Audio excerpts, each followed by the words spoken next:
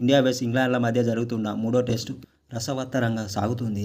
2 లోపే ఆలౌట్ చేశామన్న ఆనందాన్ని భారత టాప్ ఆర్డర్ వికెట్లు ఆవిరి చేశాయి.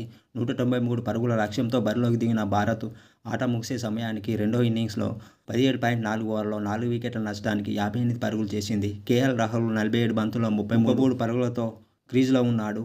బ్రెడెన్ కార్ల్స్ 2 వికెట్లు తీశాడు. ఇన్నింగ్స్లో మొదలైన రెండవ ఓవర్లో యశస్వి జైస్వాల్ డకౌట్ కాగా కరుణ్ నాయర్ 14 పరుగుల వద్ద అవుటయ్యాడు. కెప్టెన్ శుభ్మన్ గిల్ 6 పరుగుల వద్ద కార్ల్స్ బౌలింగ్లో అవుటయ్యాడు. నైట్ వాచ్మెన్గా దిగిన ఆకాశ్దీప్ 1 పరుగుల వద్ద బెన్ స్టోక్స్ బౌలింగ్లో క్లీన్ బౌల్డ్ అవుటయ్యాడు. భారత్ చేతిలో 6 వికెట్లుండగా భారత్ విజయానికి 135 పరుగుల దూరంలో ఉంది.